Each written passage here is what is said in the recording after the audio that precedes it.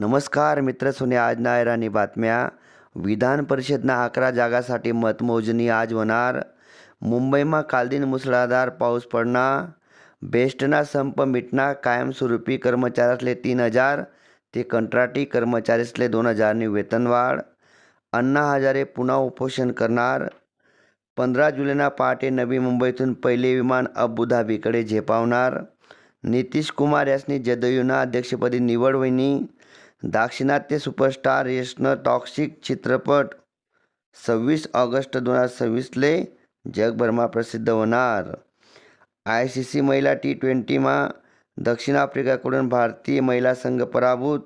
Jaiswal England दौऱ्यासाठी one day टीममाईन बाहेर. कोहली, बुमराह, अक्षय पटेलनं आगमन होईनं.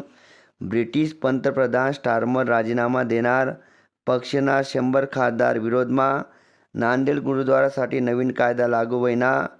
RTO ना संप 7व्या दिवशी पण सुरू. LLB कॅपसाठी नोंदणी सुरू. आता 11वी व 12वीना विद्यार्थ्यांसाठी माध्यम, विषय आणि कॉलेज बदलता येणार बरं का. सावित्रीबाई फुले मालिका 5 भाषांमा दिसणार. 3 युद्धनौका नौदलमा सामील होईनात. या होतात आज नायराणी बातम्या.